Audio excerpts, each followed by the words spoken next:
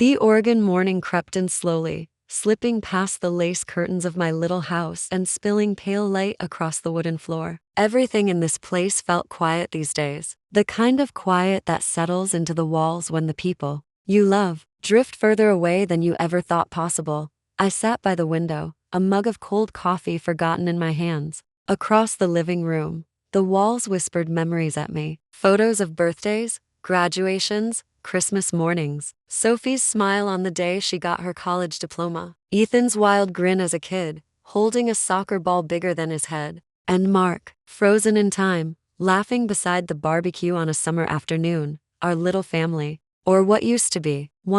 After Mark died, there wasn't time for falling apart. Grief didn't pay the mortgage. Grief didn't keep the lights on. So I became everything overnight: mom, dad, provider, protector. I did what mothers do. I sacrificed. I worked 2 jobs. I skipped vacations, new clothes, quiet mornings, all so they could have a chance, and I told myself they'd see it. One day, they'd understand. But love doesn't always work the way you think it will. A soft ding from my laptop pulled me out of my thoughts. The screen lit up with a new message. Subject line: regarding the wedding. My heart tightened a little. I'd been waiting for this. The final details, maybe. An invitation, a dress fitting, a hotel booking. A mother's mind clings to hope, even when it knows better.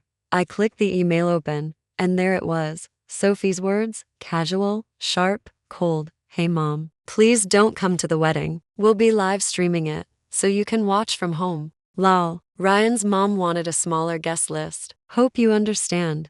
My eyes stayed locked on those words. I read them again and again. Each time, the ache in my chest grew heavier. A live stream link. And lol.it wasn't just an email. It was a wall. A message that I was no longer part of their celebrations. Only their bank account. $30,000. The money I'd poured from my retirement savings to help pay for the venue, the flowers, the photographer, the sacrifices, the late nights, the years of scraping by, all of it. Bought me a live stream link. The house felt smaller somehow. The walls closing in, the quiet pressing harder than before. I could have cried, could have screamed, but instead, I typed 4 words. Sure, enjoy your big day, and I clicked send. The laptop screen faded to black as I closed it gently. My reflection stared back at me, tired eyes, lines of worry and years of sacrifice. But beneath all of that, something unfamiliar stirred. Clarity, resolve, the faintest edges of freedom. For the first time in years, I wasn't sure if I wanted to keep sacrificing pieces of myself to buy a place at a table I was no longer welcome at. The world outside my window carried on as if nothing had happened. Birds sang, a car passed by. Somewhere down the street, a dog barked, but inside, everything had changed. I wasn't just their mother anymore. I was, me, Helen Carter, 59 years old, a woman with nothing left to lose, and maybe for the first time in decades, something to gain. It's funny really, how quickly memories sneak up on you when everything falls apart. As I sat there, staring at the blank screen of my laptop, the house faded away, replaced by flashes of the life I'd built. The life I thought meant something more than it apparently did. I could still hear Sophie's little feet thumping down the stairs when she was 5, wrapped in her pink pajamas, her curls sticking out in every direction as she declared she was a princess and needed help finding her crown. Ethan, 3 years behind her, trailing after, clutching a stuffed dinosaur almost as big as him, determined to be part of her make-believe kingdom. Mark would laugh, watching them run in circles, his arms slipping around my waist as we exchanged that look, the look of tired parents holding their little world together with coffee and stubborn love. And then, as quickly as those memories came, the sharp edges of reality cut through. Mark's accident, the late night knock on the door, the frozen shock in my chest when the officer started with, "I'm sorry to tell you." The weeks that followed were a blur of funeral arrangements, casseroles from neighbors, and hollow platitudes I barely heard. But grief didn't pay bills. It didn't raise children. So I got up. I showed up. I became the glue, the shield, the one who made sure Sophie and Ethan never felt how close to crumbling I really was. Double shifts, skipped meals, coupons stacked by the fridge like little lifelines. I watched Sophie blossom straight A student, ambitious, driven. She got into college, and I found the money, even when I didn't know how. I remember her hugging me after graduation, whispering that we did it. That moment, I held on to that for years. Ethan struggled more, always quieter, always a little lost without his dad. But I fought for him too. I paid for tutoring. I sat through endless parent-teacher meetings. I stretched my patience thinner than I thought possible, and through it all, I believed love was enough. That sacrifice guaranteed a place at the table. That when the weddings came, the big moments, I'd be there, not just in the background, not just footing the bill but present, wanted, loved. Turns out, even the best foundations can crack, because here I was, staring at the words that told me otherwise. The email wasn't long, but its message was deafening. Watch from home, Mom. I looked around the house, the photographs, the trophies, the souvenirs of a life poured into two little humans who grew up and built walls I never saw coming. I thought I'd done everything right, but maybe it was time to stop thinking love was something you could earn by emptying your bank account and your soul. Maybe love wasn't about sacrifice at all. And maybe, for the first time, it was time to figure out who Helen Carter was when she wasn't just Mom.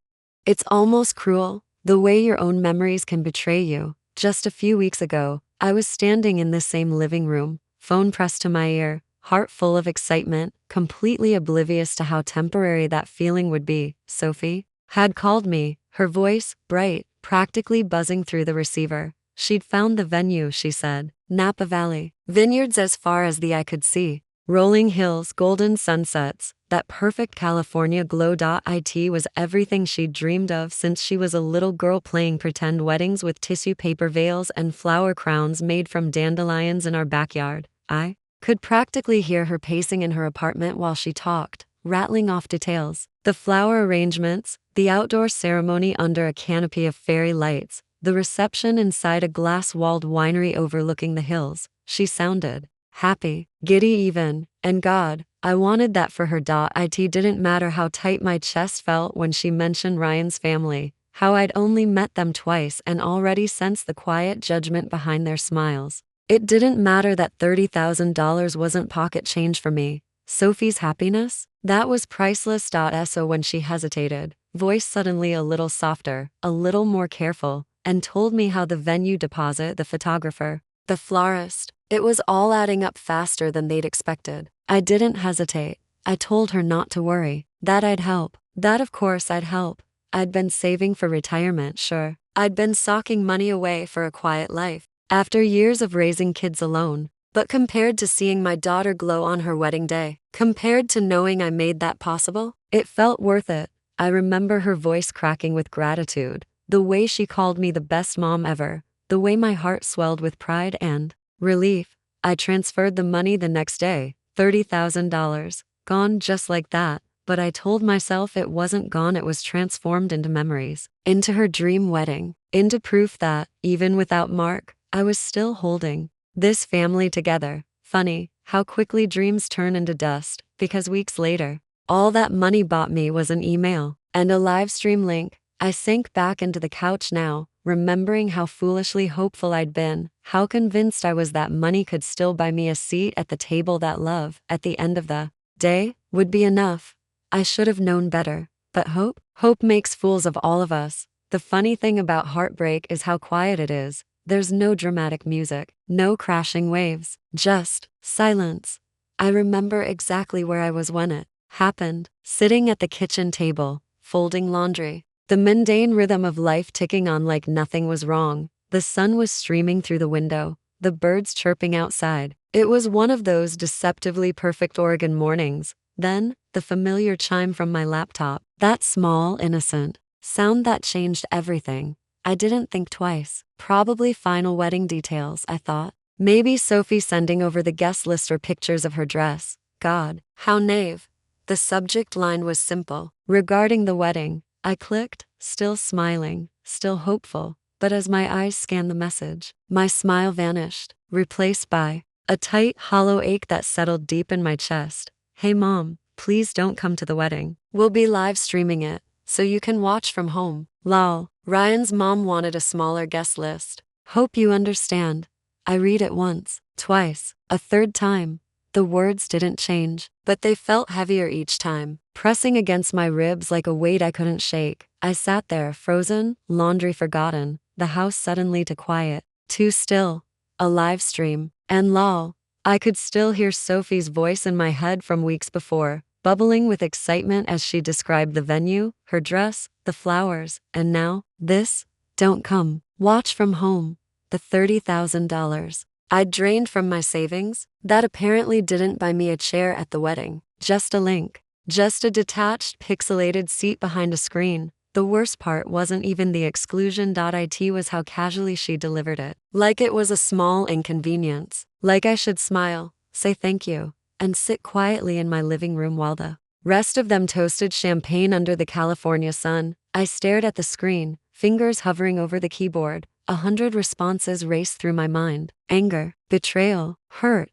But when I finally typed, it was only for words. Sure, enjoy your big day. I clicked send, and that was it. Years of sacrifice, sleepless nights, missed meals, working holidays. It all funneled down to a live stream link, and in lol, the house was so quiet, I could hear the refrigerator hum, the distant tick of the clock on the wall, my own heartbeat, steady, stubborn, but beneath the ache, something else stirred. It wasn't anger. It wasn't sadness. It was clarity. For the first time in decades, I saw everything exactly as it was, and for the first time, I didn't feel powerless. I felt done. I sat there for what felt like hours, the email still glowing faintly on the screen, the words practically burned into my mind. Please don't come. Live stream. Lol. Hope you understand. I understood, all right, far too well. The weight of those sentences pressed down on me like a hand squeezing my chest. I stared at the laptop, at the walls, at the empty chair across from me, the one where Mark used to sit with his coffee, reading the paper, grumbling about the neighbor's dog. If he were here, he'd be furious, protective, but also, knowing Mark, proud. Proud that I didn't beg, that I didn't chase, that I hit send on my own terms, quiet and clear. But the ache, it settled deep. No denying that, for years, I'd been so focused on survival, on sacrifice, on holding this family together with duct tape and grit. I never imagined I'd be the one quietly removed from the picture when it was convenient. $30,000 gone. My place at my daughter's wedding gone. But maybe not all of it was loss. Maybe it was clarity, a bitter, sharp kind of clarity, but clarity nonetheless. I stood slowly, my legs heavy with that strange mix of grief and relief. It startled me how strong that second part felt. The old me would have fallen apart, rushed to fix it, made excuses for Sophie, handed over more money, more apologies, more pieces of myself, but not this time. I walked to the sink, poured the cold coffee down the drain, and watched the dark liquid swirl away like all the unspoken hurt I'd carried for years. In the reflection of the window, I saw my face, tired, yes, but stronger than I remembered. The truth settled in my chest like a slow burning ember. This wasn't just about a wedding, or an email, or $30,000. It was about years of being the dependable one, the quiet giver, the forgotten constant, and finally, choosing not to be. I didn't cry, not yet. I wasn't ready for that release. Instead, I stood there, still, breathing, letting the shock settle into resolve. Outside, the world kept turning. A neighbor mowed their lawn, a dog barked in the distance. But inside, something had shifted, and for the first time in a long, long while, I wasn't sure I wanted to shift back. I didn't sleep much that night. The house was too quiet, the bed too big, the ache in my chest too loud, but somewhere between the tossing and turning, something shifted. It wasn't loud. It wasn't dramatic. It was quiet, subtle, but real. I lay there in the dark, staring at the ceiling, my mind racing back through every little moment that had led me here. The scraped knees I bandaged, the bills I paid, the double shifts, the lonely Christmases when Mark was gone and I played both Santa and Mom, the late night studying I did to help Sophie with her homework, the silent tears when Ethan struggled and I couldn't fix it, every sacrifice, every quiet act of love. I gave, and I gave, and I gave, and somehow, I believed that would be enough. That love guaranteed a place at the table, that being needed, meant being valued. But lying there, in that too quiet bedroom, I finally admitted the truth. need is not the same as love. They needed me when it was hard, when the bills stacked up, when college tuition came due, when their world teetered and I held it steady. But now they didn't need me. And love had slipped through the cracks a long time ago. I stared at the ceiling, letting that thought settle in, and for the first time, I didn't feel like I was drowning in it. I felt free, terrified, unsteady, but free.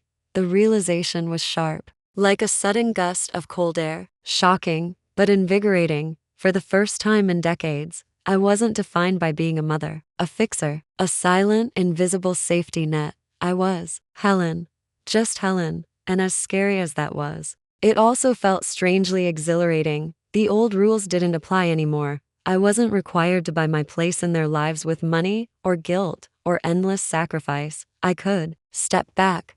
I could breathe. I could finally figure out what life looked like when I stopped giving everything away for scraps of affection. The sun was just starting to rise when I got out of bed. The Oregon morning was cool and gray, the kind that seeps into your bones if you let it. But I didn't feel cold. I felt steady. And maybe, for the first time in years, I felt like my life was finally, quietly, my own. The morning air was cool and crisp as I slid into my car, the soft hum of the engine filling the quiet space around me. It was a route I'd driven hundreds, maybe thousands of times, from my little house on Cedar Lane, through the winding back streets onto the main road that led to the office. Same roads, same potholes, same faded road signs, but today, it all felt different. The trees swayed gently along the sidewalks, their leaves rustling in the light breeze. The sleepy houses passed by in a blur, the ones with tidy flower beds, the ones where I'd watched neighborhood kids grow up, ride their bikes, fall, get back up again. So much of life passed by without me realizing how fast. And now, here I was, 59, windows rolled down, heart heavy, but steady. I gripped the steering wheel a little tighter as I drove, my mind circling the same thought it had been since last night. What happens when the people you built your life around no longer need you? I thought of Sophie's little girl giggles, the way she used to cling to my leg in grocery store aisles, of Ethan's shy, toothy smile, the way his small hand used to fit perfectly in mine. It all felt like a lifetime ago. Now, Sophie was planning a wedding I wasn't invited to. Ethan, God only knew which side he'd choose when he found out. The old me, I would have crumbled under that, but this version of me, the one cautiously finding her footing again, felt steady. Maybe I'd been so busy holding everyone else up that I forgot what it felt like to stand on my own. The grocery store passed by on my left, the one where I used to spend hours calculating every coupon, stretching every dollar, making sure my kids never saw how hard it was. The diner appeared on the right, the place Mark proposed with shaking hands and nervous eyes, over burnt coffee and a blueberry muffin. I smiled, a small, quiet smile that hurt and healed at the same time. Everything had changed. Everything was still changing. But maybe change wasn't the enemy. I pulled into the parking lot at the office, the same brick building I'd worked at for nearly 20 years. It had always felt small, like a stepping stone I never managed to step off of. But today, it felt different. Like, maybe, for once, I wasn't walking in as someone's mother, or someone's discarded afterthought. Maybe I was just Helen Carter, capable, worthy, enough. I cut the engine, sat in the silence for a beat longer, and exhaled. It wasn't confidence. Not yet.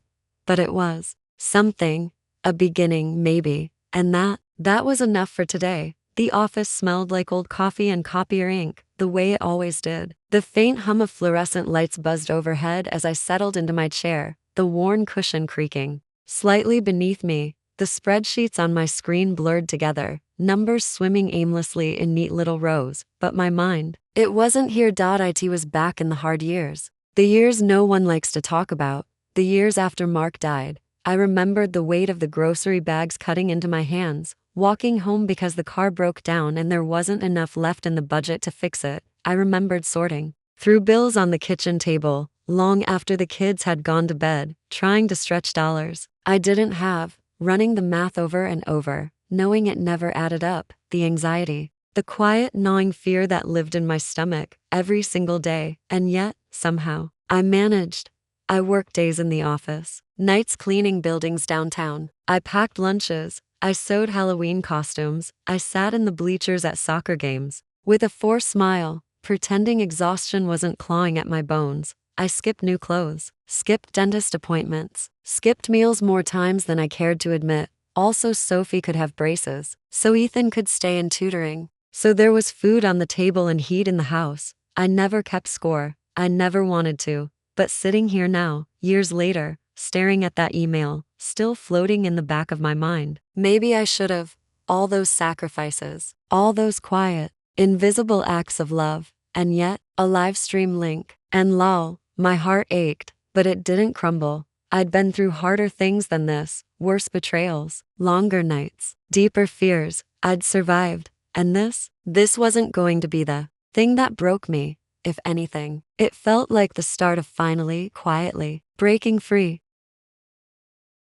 I must have been staring at my screen for longer than I realized because suddenly, there was a faint tap on the edge of my desk. I looked up to see David Mitchell, my boss, standing there with 2 steaming cups of coffee in his hands. He offered me one without a word, his eyes watching me quietly the way only people who've seen life's rough edges tend to do. I hesitated for a moment, then took the cup, the warmth spreading through my fingers, grounding me in the present. "You okay?" he asked finally, his voice low but steady. I forced a tired smile, the kind that never quite reaches your eyes. "Just one of those mornings," I replied. David didn't push, didn't pry, but his gaze lingered, reading me in that quiet, patient way of his. "You've worked here, what, 20 years now?" he said, leaning casually against the edge of my desk. 22, I corrected softly. "Right." He nodded. "In all that time, I've only seen you look like this twice." I blinked, surprised. "Like what?" "Like you're holding the whole world together with one hand, and the other's starting to slip."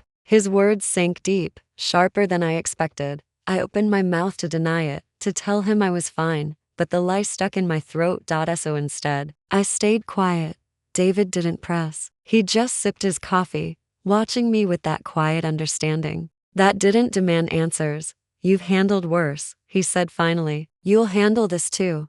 I didn't know how to explain the storm swirling in my chest. The betrayal, the loss, the bitter taste of realizing your sacrifices only ever bought temporary belonging. But somehow, his simple words made the weight feel a little lighter. The coffee wasn't great, burnt, a little too strong, but it was warm, solid, familiar. For the first time since reading that email, I didn't feel completely invisible. Someone noticed, someone cared even if they didn't know the details. It wasn't a grand gesture, but it didn't need to be. Sometimes, a quiet cup of coffee, handed to you by someone who sees past the surface, is enough to keep you standing for one more day. I thought the hardest part would be reading the email. Turns out, the hardest part came after. It started small, just a buzz in my pocket, the soft vibration of my phone against the fabric of my cardigan. I ignored it at first. I wasn't ready, not yet. But the buzzing came again, and again, relentless, like waves against rocks. I finally pulled my phone out, my thumb hesitating over the screen. 5 missed calls. "Sophie?" My heart twisted, instinct warring with clarity. I tapped on the messages instead. The first text was light, too light. "Hey Mom, can we talk?" I could almost hear her forced cheer through the screen. The second came minutes later. "I feel like maybe I upset you." I didn't mean for that to happen. I stared at those words. Upset me? As if being uninvited from your only daughter's wedding was a mild inconvenience. As if this was about feelings, and not erasure. My thumb hovered over the reply button, but I couldn't. The screen lit up again. "Mom, seriously, can we just talk? It's complicated, okay? Andrew's mom has been difficult. We didn't want this. Please understand." I locked the phone, set it face down on my desk, the weight of it still heavy in my palm even without seeing the words. But peace wouldn't last. Another buzz, then another. A voicemail this time. I didn't listen. Then another text. The tone shifted. "Hey, did the bank confirm the venue payment? They're saying they haven't received the money yet." My stomach twisted, but I stayed still. A minute later. "Mom, they're threatening to cancel the booking. Can you please check?" I'm kinda freaking out here. The panic was creeping in now. I could picture her pacing in her apartment, twisting the hem of her shirt, that wide-eyed look of helplessness I'd seen so many times before, the version of me that existed for The past 32 years would have jumped, would have grabbed the phone, called the bank, fixed it all. But that version of me, she was gone, sitting there. I felt the weight of every overtime shift, every missed meal, every dollar drained from my savings to keep their lives afloat, and all it bought me was a live stream link. And in lull, the final text came through. Mom, please, I know you're upset, but the wedding is in 2 weeks. If we lose the venue, it's over. Please just send the payment. I stared at the phone for a long moment. The $30,000. The savings I'd scraped together over years of saying no to myself. It was still sitting there, untouched. I hadn't finalized the transfer. Not yet. Victor, the bank manager, had called to confirm the details. I'd paused. Something told me to wait. Mark's voice echoed faintly in my mind, his old warnings about never sending large sums without thinking it through. For once, I'd listened. And now, the decision was mine. The money, the power, the choice. I set the phone down, turned back to my computer screen, and resumed typing. The spreadsheet wasn't thrilling. The work was tedious, but it grounded me. In this building, I was Helen Carter, dependable, respected, more than just someone's mother, someone's ATM, someone's silent fixer, and for the first time in a very long time, I wasn't going to apologize for keeping a little something for myself. The bank was quiet when I walked in. The faint scent of paper, printer ink, and floor polish hung in the air, familiar and oddly comforting. I'd been coming here for years, paid the mortgage, deposited paychecks, transferred money for braces, for tutoring, for rent, when Sophie first moved out. But this time, it felt different. Victor Ramirez, the branch manager, stood behind the counter, scrolling through something on his computer. He looked up when he saw me, a polite smile softening the edges of his face. Mrs. Carter, he greeted. Morning. I nodded, walking toward the counter, my heart steady but my palms slightly damp with nerves. I need to finalize something, I said simply. Victor clicked a few buttons, pulling up my account. Yes, he replied, scanning the screen. The pending transfer. Napa Valley events, correct? 30,000. I watched his eyes flick across the details. My savings, my name, the line of pending transactions that felt heavier than any number should. You never confirmed the final authorization, he added, glancing up at me. Do you want me to process it today? His question hung in the air, heavy with implication. For a moment, I hesitated, not out of doubt, but out of habit. The old me would have nodded immediately, would have signed the papers, smiled, handed over the money like it was nothing. But not today, not after that email, not after realizing love isn't always unconditional. And neither is sacrifice. I straightened my shoulders, my voice quiet but steady. No, I said. Cancel it. Victor blinked, his polite banker expression faltering for just a second. Cancel? He repeated, as if unsure he heard me right. Yes. My voice didn't waver this time. Cancel the entire transfer. He studied me for a moment, his fingers hovering over the keyboard. You're sure? He asked gently. That's quite a sum, Mrs. Carter. I let out a breath, slow and steady. I'm sure. It wasn't anger in my voice. It wasn't bitterness. It was resolve. Victor nodded, his fingers clicking across the keys, the printer word beside him, spitting out the cancellation confirmation slip. He handed it to me, his eyes lingering. A second longer, curiosity hidden beneath professional courtesy. I folded the paper neatly, sliding it into my purse. The money stayed with me, the power stayed with me, for the first time in decades. The decision stayed with me. As I left the bank, the cool Oregon air hit my face, sharp but refreshing. The clouds drifted low over the rooftops, heavy with the promise of rain, but I didn't care. I walked to my car with steady steps, the faintest smile curling at the corner of my mouth. I wasn't just Sophie's mother. I wasn't just an open wallet, a silent benefactor. I was Helen Carter, and finally, I was done buying love that never came. I had barely set my purse down when the knock came, firm, quick, the kind of knock you recognize even before you get to the door. Ethan, I didn't even need to peek through the window to know. I opened the door, and there he was, 6'2", broad-shouldered like his father, but with the tight jaw and clenched fists of a man carrying frustration instead of grief. Hey, Mom, he greeted, though his voice was stiff, his eyes already full of accusation. I stepped aside without a word, letting him in. The living room felt smaller with him pacing across it, his sneakers scuffing faintly against the floorboards as he moved like a restless animal, trying to contain the tension crackling off him. So, he started, turning to face me. What's going on? I crossed my arms lightly over my chest, staying near the doorway. You'll have to be more specific, his mouth twisted, disbelief flashing across his face. The venue, the money. Sophie's been calling me nonstop, Mom. She's freaking out. I raised an eyebrow, keeping my voice calm. She's had plenty of time to tell you what's really going on, Ethan scoffed, his frustration building. Come on, Mom. You promised her the transfer.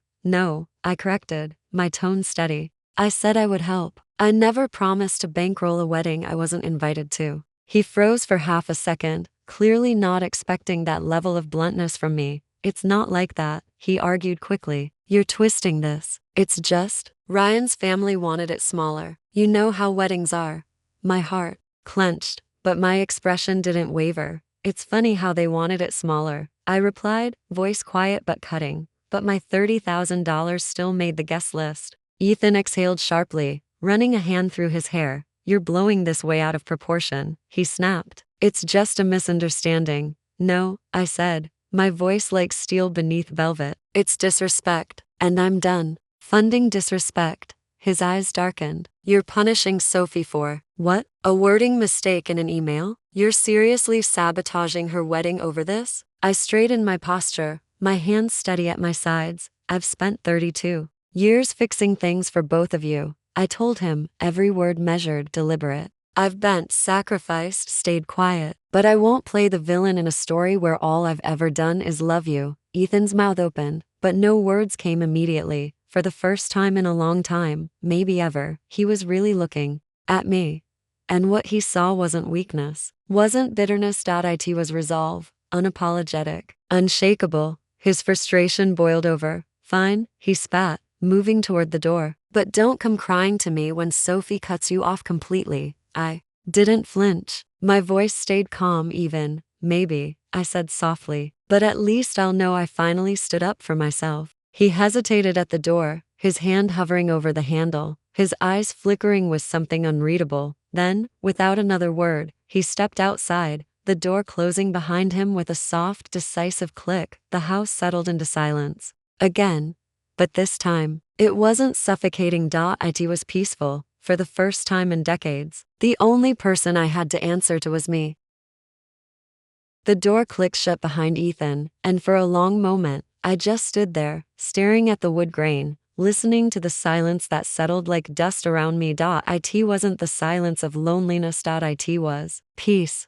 Strange, fragile, unfamiliar. Peace. My heart was still pounding, my palms slightly clammy, but beneath the leftover adrenaline from the argument, there was something else. Relief. It crept in slowly, unexpected but undeniable, like sunlight sneaking through the cracks of heavy curtains. I walked back into the living room, my steps slower now, my shoulders lighter somehow. The old me, she would have fallen apart after a fight like that, would have replayed every word, every accusation, twisting herself into knots of guilt and self-blame. But this version of me, she stood a little straighter. I looked around the house, the faded photos on the mantel, the worn couch, the chipped coffee table, relics of a life spent giving and giving until I didn't recognize myself anymore. But now, maybe, for the first time, I was starting to. I poured myself a glass of wine from the bottle Mark and I had bought years ago. We always said we'd save it for a special occasion. I guess reclaiming your dignity counts as one.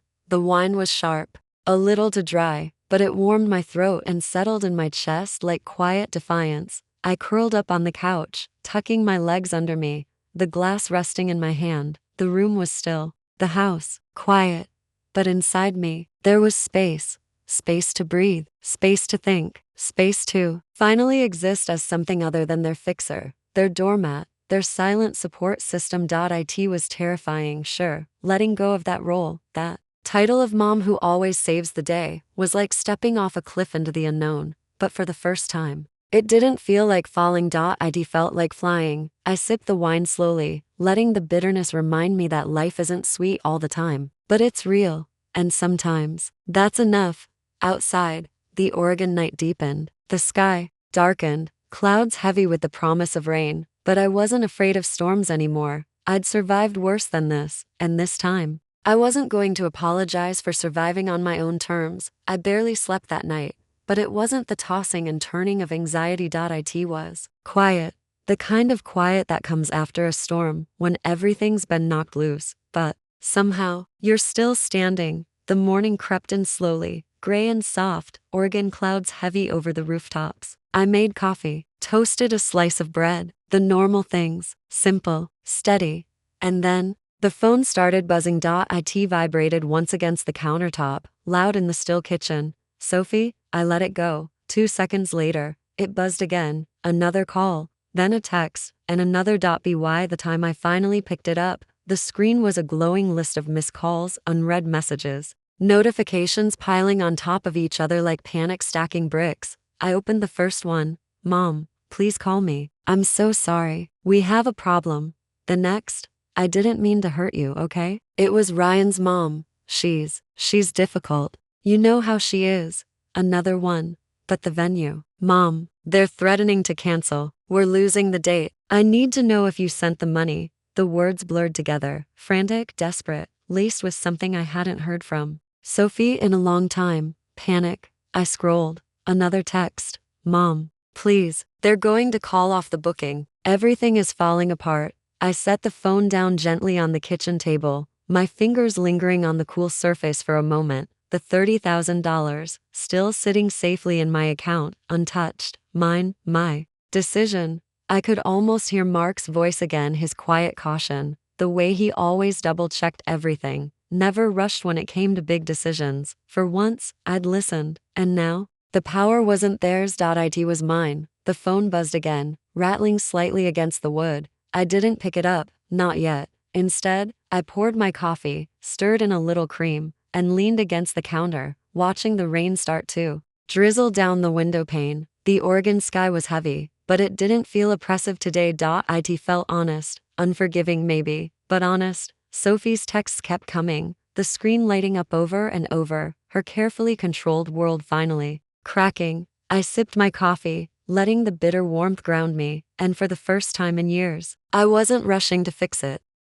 By the time I finished my coffee, the buzzing had stopped, the kitchen was still again, the only sound the faint tap of rain against the window, the occasional creak of the old house settling. I thought maybe Sophie had given up, but when I sat down at the table, laptop open, the notification was waiting for me. An email. The subject line was short, but heavy. Let's talk, please. My stomach twisted, not with nerves, but with that old familiar ache, the ache of hope clashing with experience. I clicked it open. The message wasn't long, but it said more between the lines than the words themselves ever could. Mom, I'm sorry about the other email. I shouldn't have worded it that way. I never meant to exclude you. It's been so stressful. You know how Ryan's family is there. Complicated. His mom pushed me into decisions I didn't want to make. But we're in trouble. If the venue doesn't get paid, we lose the date. Everything falls apart. I don't want that to happen. I don't want to fight. If you can just send the money, we can fix this. And we can talk about you coming after. Please. I leaned back in the chair, the words hanging in the air, thick, with manipulation disguised as an olive branch. Talk about me coming. After the money clears, after the problems are solved, after I fix it. Again. It wasn't an apology. It was a negotiation. The house was quiet, but my mind was loud, racing back through every time I'd been cornered like this before. The rent, payments, the tuition bills, the late night calls for help, the promises to talk, to visit, to reconnect. But it never came. The affection was conditional, the invitations, transactional. And now, with a wedding falling apart and a bank account still untouched, the same game was playing out, but this time, I wasn't buying in. I hovered over the keyboard, fingers poised to respond, but instead, I closed the laptop gently. I didn't need to respond right now. I didn't need to justify my silence. For the first time, I wasn't rushing to fix things, to smooth over the cracks, to buy my way back into their world. This time, I was staying exactly where I was, on the outside, but on my own terms. By noon, the house felt too quiet. The rain had slowed to a drizzle, the sky still heavy with clouds, but inside, the silence pressed in, thick and stagnant. I grabbed my coat and keys without thinking. the need to breathe somewhere else, pulling me out the door. The little Italian place down the street had been a safe haven for years. Nothing fancy. Red checkered tablecloths, flickering candles that leaned a little too much, the smell of garlic and fresh bread clinging to the air. When I walked in, David was already there, seated by the window, a book half open on the table. His glasses perched on his nose. He looked up when he saw me, closing the book with a small smile that didn't pry but saw right through me. "You look like someone who needs carbs," he said, sliding the bread basket across the table as I sat down. I let out a soft laugh, the tightness in my chest easing for the first time that day. "You have no idea," I replied, tearing off a piece of bread, the warmth grounding me more than I expected. The waiter came and went, leaving menus and water glasses behind, but the conversation hovered in that quiet space. Not forced, not rushed. It was easy. After a few minutes of small talk about work, the weather, the ridiculous price of eggs these days, David set down his fork and studied me for a moment. "You want to tell me what's really going on?" he asked gently, his voice steady, but free of judgment. I hesitated, the weight of it all suddenly pressing at the back of my throat. And then, I told him. Not every detail, but enough. The wedding, the money, the email, the live stream. David listened without interrupting, his expression unreadable, his fingers absently spinning his water glass on the table. When I finally finished, there was a long, heavy pause, and then, he let out a low whistle, shaking his head. "Damn," he muttered. "That's a lot." I gave a small, tired shrug. "It is what it is." He leaned forward slightly, his eyes sharper now focused. "And what it is you finally setting boundaries," he said quietly. "About damn time, Helen." The words settled over me, steady and warm. I wasn't used to hearing that. For so long, I was the dependable one, the quiet one, the fixer. But hearing someone say it out loud, that it was okay to draw a line, to protect myself, it felt like permission I didn't know I needed. David smiled faintly, reaching for his coffee. "You've held everyone together for decades," he added, sipping slowly. "You're allowed to hold yourself together now." The rain tapped softly against the window beside us, and for the first time, I believed him.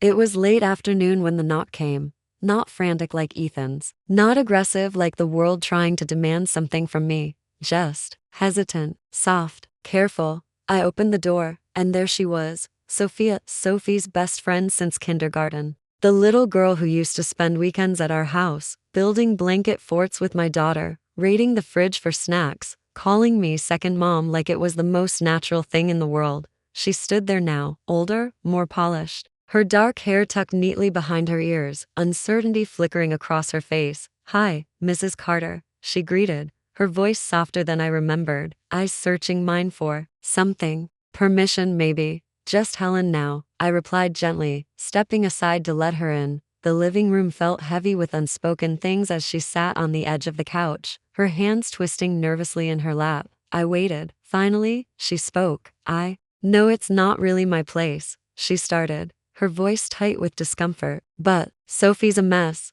I folded my arms loosely, leaning against the doorframe. "Is that so?" I asked, my tone calm but measured. Sophia exhaled slowly. "Look, I'm not here to take sides. I'm just worried." She glanced around the familiar room, her eyes lingering on the old family photos, the framed memories frozen in time. "She's panicking," Sophia admitted, her gaze returning to me. "The venue's gone. Ryan's family is furious. She's spiraling." I stayed quiet, letting her words settle like dust on old furniture. "And now," Sophia continued carefully, "she's saying maybe she overreacted. Maybe an apology would help." There it was, the olive branch, dangled delicately in front of me. Conditional, strategic, desperate. But it wasn't enough. I met Sophia's eyes, steady and unwavering. "True love," I said quietly, "doesn't show up when you're desperate. And respect doesn't arrive wrapped in apology only when it's convenient." Sophia's shoulders slumped, understanding dawning across her face. "I figured you'd say that," she admitted softly, a small, sad smile flickering at the corners of her lips. We sat in silence for a moment, the only sound the faint ticking of the clock on the wall. "Tea?" I offered, pushing off the doorframe. Sophia shook her head gently, standing. "No, I should go," she replied. "I just wanted you to know she's scared. But I get it. You deserve better than fear-based love. For the first time since this all began, I truly believe that as I walked her to the door, Sophia paused, her hand lingering on the doorknob. I always thought you were the strongest woman I knew growing up, she said softly. I smiled faintly. Took me a while to believe that myself. The door clicked shut behind her, leaving the house quiet once again. But this time, the quiet didn't hurt. It felt like closure, and maybe the beginning of peace. The door clicked softly behind Sophia, but her words lingered in the room like a faint echo. You deserve better than fear-based love. It hung in the air, heavier than I expected, but not painful. True, maybe for the first time in a long time. It was just true. I stood for a moment by the door, listening to the quiet of the house, the ticking clock, the faint hum of the refrigerator, the rain tapping lightly against the window. Then, almost out of instinct, I went to the kitchen, not because I needed tea, but because I needed to do something with my hands, something steady, familiar. The kettle whistled gently as I filled it, the sound soft but grounding. I poured myself a cup, the steam curling into the air, and walked slowly back to the living room. The house was filled with memories, photographs of birthdays, Christmas mornings, Mark's crooked smile at that terrible barbecue he tried to host one year. They all stared back at me, for the first time. I didn't feel like they were judging me. I sat in my favorite chair, the old cushion sinking under me, the warmth of the mug resting in my palms. Sophia's words replayed in my head, softer this time. She's scared. Maybe she'll apologize. Maybe that will change things. But I knew better. Apologies born from fear, from desperation, aren't apologies, they're bargaining chips. I sipped my tea, letting the warmth settle in my chest. I wasn't angry anymore, not at Sophie, not at Ethan, not even at myself. The ache of betrayal, it was still there, but sharper now, defined, like a scar that no longer bled but never quite faded. And the old version of me, she would have jumped at the chance, would have clung to that half apology like it was a lifeline, would have rushed to fix it, to be needed again, to buy love with forgiveness and $30,000. But not this time. This time, I wasn't negotiating my worth. I wasn't accepting fear-based invitations or desperation-driven apologies. I was choosing peace, choosing quiet, choosing myself. The tea cooled slowly in my hands as the rain eased outside, the sky still heavy but no longer threatening, and for the first time, I felt steady in the silence, truly steady, because this time, the only love I had to fight for was my own. The sky had darkened by the time Sophia's car pulled away from the curb. I stood at the front window, the thin lace curtain pulled slightly to the side, watching her taillights disappear into the early evening fog. It wasn't bitterness I felt. It wasn't sadness. It was clarity. The old version of me would have chased her down the walkway, heart pounding, asking if Sophie really meant it, if the apology was real, if I could still buy my way back into the fold with enough forgiveness, enough quiet compliance. But not this time. This time, I let her go. I stepped away from the window, the house settling back into its quiet rhythm. The faint hum of the refrigerator, the occasional creak of floorboards, the steady tick of the clock on the wall, all of it filling the space with a kind of peace I hadn't known in years. I wandered back to the kitchen, pouring the last of my tea into the sink, the ceramic mug clinking softly against porcelain as I set it down. There was no anger in my chest, and no ache of rejection, only space, a quiet, unfamiliar space where guilt used to live. It surprised me how freeing it felt. The old photographs on the wall watched silently as I moved through the living room, my fingers trailing along the bookshelf, brushing the edges of dusty spines, faded frames. These walls had seen every version of me. The young wife, the exhausted widow, the desperate mother holding it all together with nothing but determination and sleepless nights. But now, maybe they'd see the version of me that didn't need to hold everyone else up to feel worthy. The front porch light flickered on automatically as the last traces of daylight slipped away, casting a soft glow across the room. Sophia was gone. Her words were still here, but I wasn't chasing anyone anymore. I wasn't proving anything. For the first time, I wasn't waiting by the phone, hoping, begging, bargaining for a seat at a table I built, but was never invited to sit at. The chair by the window called to me, worn but steady. I curled into it, pulling the old blanket over my legs, letting the silence settle around me like a second skin, and for once, I welcomed it. I wasn't lonely. I wasn't angry. I wasn't broken. I was just Helen. And that was enough. The news came quietly. No dramatic phone calls. No angry voicemails. Just whispers.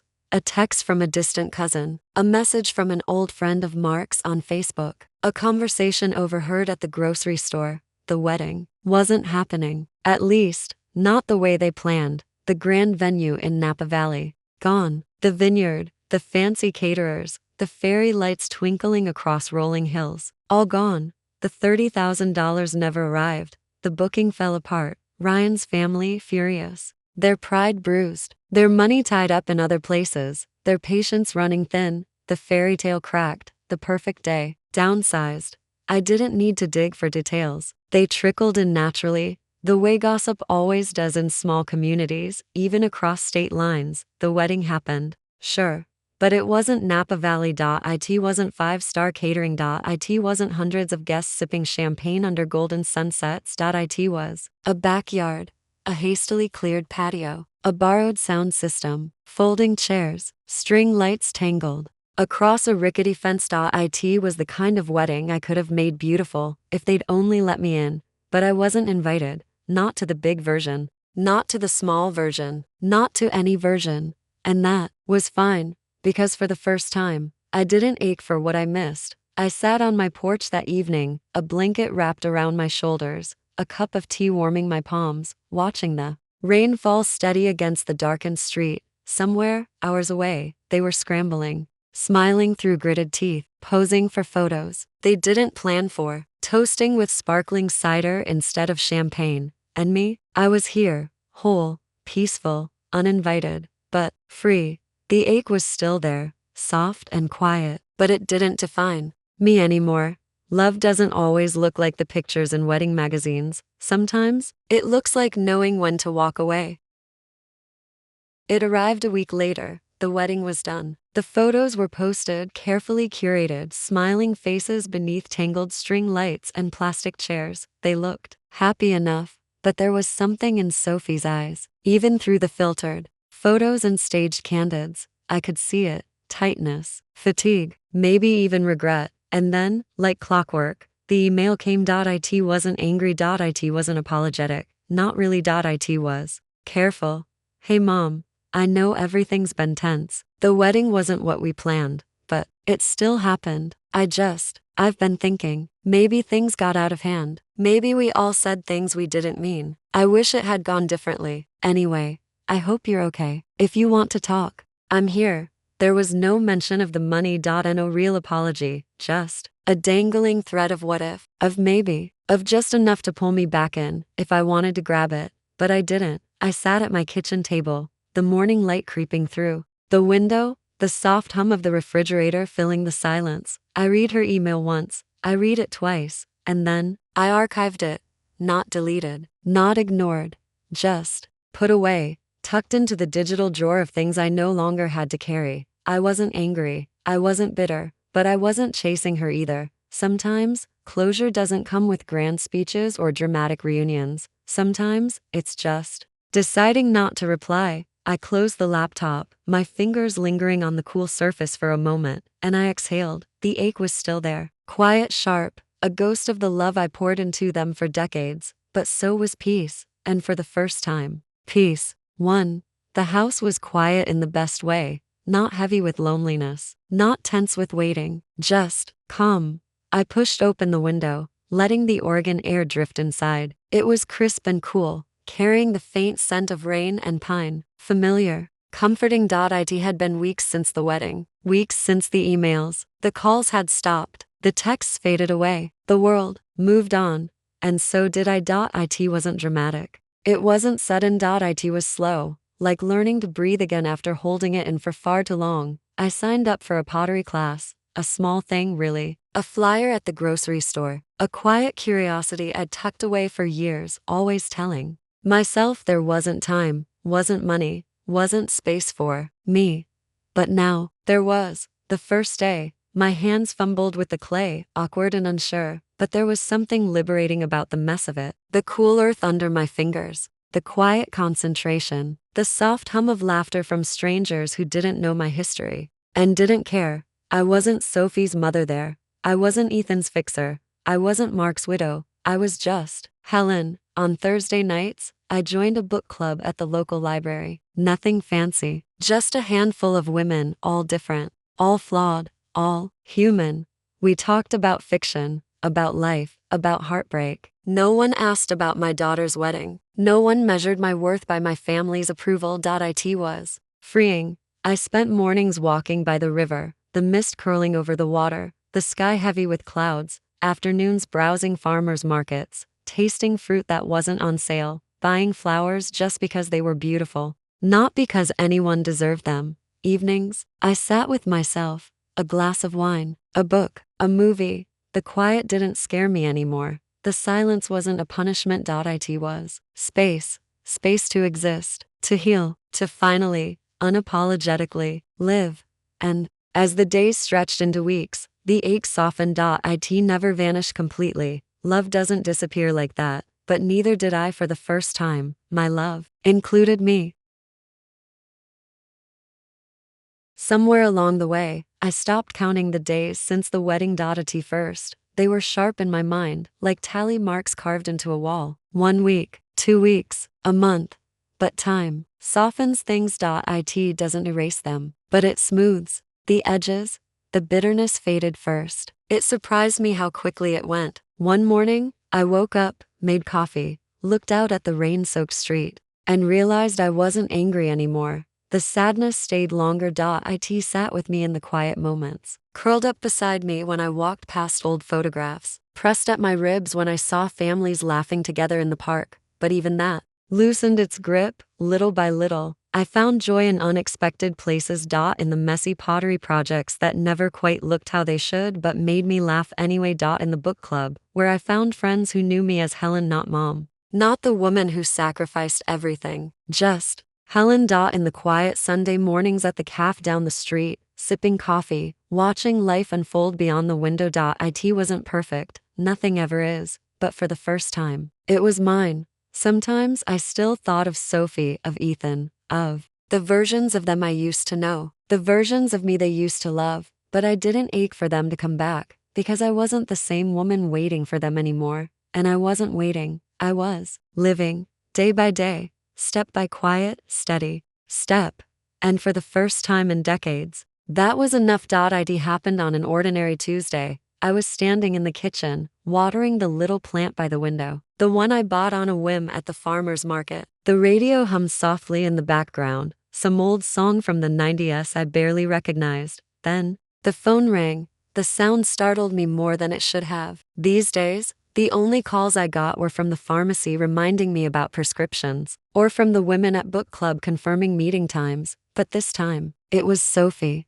Her name, glowing on the screen, as unexpected as it was familiar. For a moment, I just stared at it, my heart ticking louder than the ringtone. I could have ignored it, let it ring out, let her words disappear into the voicemail void like all the others. But curiosity is a stubborn thing. I answered. The silence on the other end stretched for half a second, longer than it should have. Then her voice, small, careful, worn in a way I didn't recognize. "Hey, Mom."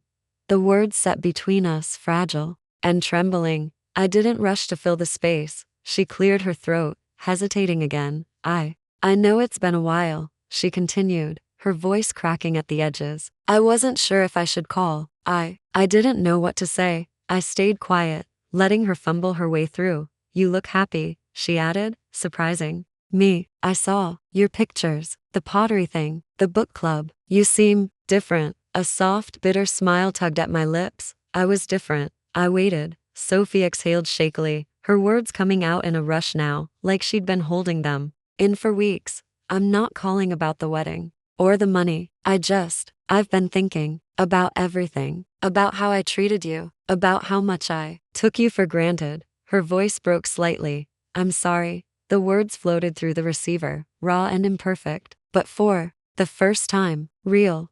I didn't answer right away, not because I was angry, not because I wanted to punish her, but because for the first time, I wasn't desperate for those words. I didn't need them to define me anymore. And yet, hearing them, it mattered.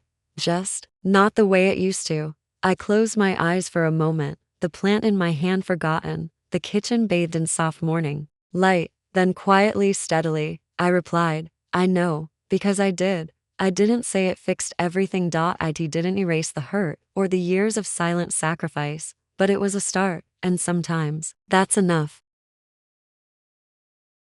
There was a pause after I said it. I know. The line went quiet, the weight of those two small words stretching across the distance between us. Sophie hesitated, like she didn't expect me to be calm, like she braced herself for anger, for accusations, for the explosion that never came. Instead, I waited. I could hear her breathing on the other end, uneven, shaky. You're not mad? She asked finally, her voice small and sure, like the little girl who used to crawl into my bed after nightmares. I let out a soft breath, the kind that's more weary than angry. I've been mad, I admitted. I've been sad. I've been disappointed. But mostly, I've been tired. The words surprised me in their simplicity, but they were true. Tired of chasing, tired of proving, tired of sacrificing, tired of loving. Quietly, invisibly, Sophie stayed silent, absorbing that. I thought, she started, then stopped. I thought if I apologized, it would fix everything, that you'd come back, that we'd go back to before the wedding, before the email, before the quiet, careful unraveling of years of sacrifice. I shook my head gently, even though she couldn't see me. There's no going back, I said softly. But there might be. Forward. Her breath hitched, a small hopeful sound. I want that, she whispered. I want to try. If you let me. I looked out the window, watching a bird hop along the garden fence. The sky stretched wide and gray beyond it. The old me would have jumped at that, would have clung to those words like a lifeline. But this me, I knew better. Trying, I said carefully, means effort. From both of us. It means respect. It means boundaries. She nodded quickly. I could hear it in her breath. No, I promise. No more using you. No more money talk. Just us. It wasn't a perfect promise. It wasn't a fix, but it was a beginning. And for the first time in years, that was enough for me. I didn't need to be everything to her anymore. I just needed to be me. And let her meet me there, if she truly wanted to. The conversation drifted after that. Not heavy, not rushed, just human. We talked about small things, how the garden in front of her apartment finally started blooming, how Ryan got a new job, how she burned a batch of cookies last week and nearly set off the fire alarm. I listened. I smiled quietly, to myself, but I didn't fill in the gaps for her. I didn't rush to reassure or fix or smooth over the rough edges. That version of me, the one who carried every problem on my back, she'd earned her rest. We talked for 20 minutes, maybe 30. Then, the conversation settled into silence again, the kind that wasn't uncomfortable this time, just space. Before we hung up, Sophie hesitated. Mom? Her voice was softer now, almost shy. Do you still love me? The question twisted something deep in my chest. How could she not know? How could she ever doubt? But I understood, because conditional love was all we'd been tangled in for so long, the kind of love that looked like sacrifice, but smelled faintly of exhaustion, the kind that gave, and gave, and gave, until resentment filled the cracks. I wouldn't go back to that. But love itself, wasn't gone. I never stopped. I told her simply, but I've learned, love isn't about emptying yourself for someone else. She stayed quiet for a moment, then, a small broken laugh. Maybe I need to learn that too, she admitted. I smiled, a tired, real smile. We all do. We said goodbye after that, not with promises, not with guarantees, but with understanding. A quiet, steady kind of love, the kind built on boundaries, on choice, on respect. I set the phone down, my hand lingering on it for a moment, feeling lighter. It wasn't the ending I'd pictured for us, but maybe it was a beginning I could live with.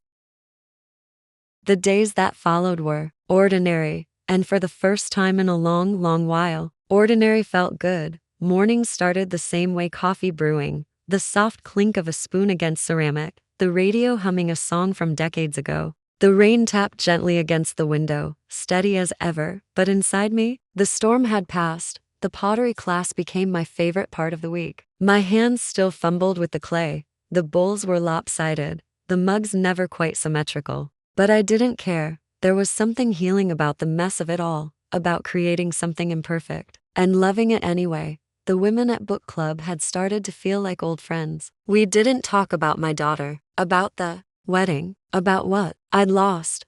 We talked about stories, about characters who made mistakes and still found their way, about real life, but with the comfortable distance of fiction. It was enough. Some days, Sophie called, not often, not needy, just present. We talked about little things, weather, books, the odd frustrations of adult life, but never money, never guilt, never manipulation. It was slow, fragile, but it was real.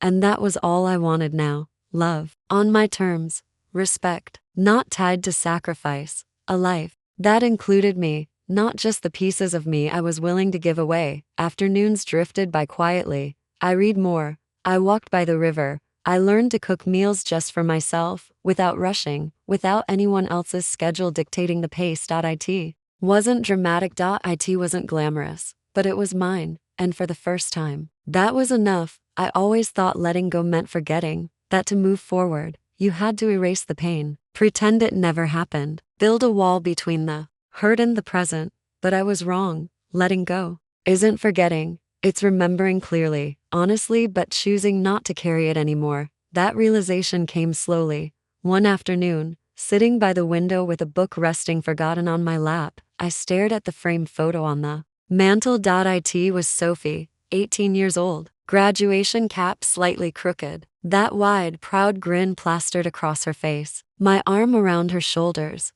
my eyes tired, but filled with love. I remembered that day. The way my feet ached from standing for hours. The ridiculous amount I spent on balloons and flowers I couldn't really afford. The way I held it together. Because that's what mothers do. For a long time, I couldn't look at that photo without bitterness curling in my chest. But now, I just saw a moment. A good moment. And the pain? It didn't disappear. But it no longer defined the memory. I smiled softly, tracing the edge of the frame with my thumb. Letting go of resentment wasn't about excusing what happened. It wasn't about pretending Sophie's choices hadn't hurt. It was acceptance. Acceptance that people are flawed. That love is complicated. That sometimes, even the people you die for can disappoint you. But it doesn't erase the love that was real. It doesn't invalidate the years you gave. It just frees you. I set the photo back on the shelf, feeling lighter. The resentment? I didn't need it anymore. It was heavy. It was exhausting. And for the first time in my life, I wanted peace more than I wanted to be right. The first time I laughed truly, openly after everything, it caught me by surprise. It was in pottery class. I was trying to shape a bowl, my fingers clumsy with the wet clay, when the whole thing collapsed in on itself like a sad little pancake. The woman next to me burst into laughter, and before I could help it, so did I. A real laugh, one that shook my shoulders, one that made my eyes water, not from sadness, but from the ridiculous, simple joy of it all. It wasn't about the bowl. It wasn't about the clay. It was about me, letting go, breathing again, existing beyond the role of mother, fixer, quiet sacrifice. That laughter followed me home that night, light and steady in my chest. I passed the old coffee shop where Mark proposed, the grocery store where I'd counted coupons for years, the park where Sophie and Ethan played as kids. Memories, not chains, just moments that built me, not defined me. The house was quiet when I walked in, but it wasn't empty. It was full of books stacked on the table, flowers in a chipped vase, the faint hum of music drifting through the air. A new chapter, not the one I planned, not the one I clung to for so long, but mine, fully, unapologetically, mine. The sun was setting when I stepped onto the porch, a soft orange glow stretching across the quiet street. The sky bled into hues of pink and gold, clouds drifting like slow thoughts across the horizon. I sat on the porch swing, the old wood creaking beneath me, a cup of tea warm in my hands, the cool Oregon breeze brushing against my face. The neighborhood was quiet, families settling in for the evening, lights flickering on one by one, the soft murmur of life unfolding around me. But inside, I wasn't rushing to join anyone's version of happiness anymore. For the first time, I was content in my own. I thought back to the email, the wedding, the silence, the calls, the tension, all of it, pieces of a larger story. A story that, for decades, I thought was about holding my family together at all costs. But now, I saw it for what it really was. It wasn't about sacrifice for the sake of love. It was about boundaries, self-worth, the quiet, steady kind of love that starts and ends with me. Loving my children didn't mean losing myself. Supporting them didn't mean sacrificing every piece of peace I had left, and walking away wasn't failure. It was freedom, a different kind of love, a stronger kind. The strongest love is the one you finally learn to give yourself. The porch creaked gently beneath me as I rocked, the tea cooling slowly in my hands, the sky above fading into indigo and deep velvet. I wasn't waiting anymore, not for apologies, not for validation, not for a seat at a table I built, but no longer belonged at. I had my seat, right here, on this porch. In this life.